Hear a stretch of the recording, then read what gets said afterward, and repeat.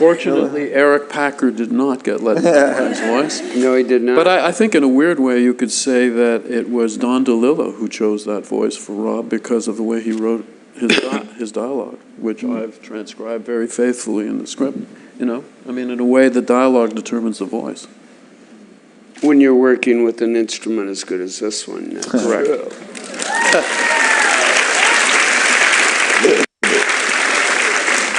If Rob were a violin, he would be a Stradivarius. That's a compliment, by the way.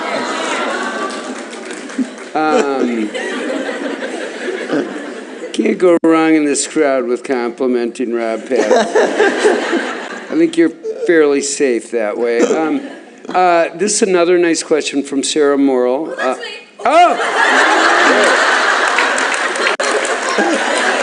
Whoa!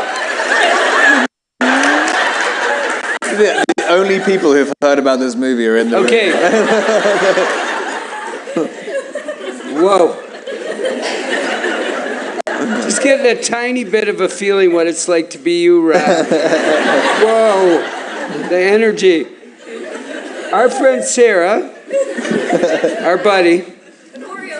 Oh, yeah. thanks a lot. There you go. Represent. Do you feel, you can pull me up if I get this wrong, Sarah. Do you feel any differently about limousines after spending so much time filming in one? What an excellent question. I've always liked limousines, to be honest. Like, are you a town car or a limo guy? I mean, if you could have a limo every time, I would always take the limo. You would? Yeah, I mean, it's kind of, I think that's one of the nicest ways to travel.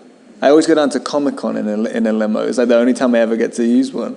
But it was great. You mean from LA to Las Vegas? Or? To San Diego, yeah. Okay. One of the greatest trips I've even, I went through the army base there once, the camp, was it Pendleton? Yeah. And it was kind of just 80 miles of just tanks either side and helicopters and going down this Okay, but let's just talk about this for a second. Town car, you're in a nice seat. The guys or the woman is sitting right there and driving you. Limo, you've got about 20 feet between you. What do you do with the 20 feet? I mean, you like it, but what's it good for, really? It's just it's like a Packerism. It's like it's just the fact that it's there. It's the right. It's worth it just to be there. Also, a limousine now is probably cheaper to hire than a town car, which is this funny thing about it. So it's a weird thing is if you lose the lotto at like when you call for a town car, you end up with the white stretch limo that's about this long. I'm pretty sure Yasmin Alves from Brazil is not here. I was just in Sao Paulo, a great place, but you're not here, Yasmin. You're out there on the interwebs. We see a lot about the technological advancement in your movie. Do you believe that it is a tool? The tool is constructive or destructive to people's lives? Very good question. Technology in general. Yeah. Well, I've always thought, people sometimes when they're feeling a little anti-technology, they think of it as something that's kind of imposed on mankind and it's inhuman, if not dehumanized.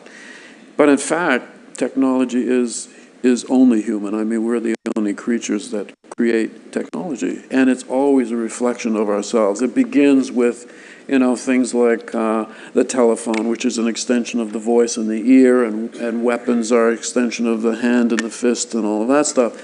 And then it becomes more and more sort of abstracted, but it's always a reflection of humans. And therefore, it has the same positive and negative aspects to it that humans have. It has incredible potential for destruction and for construction.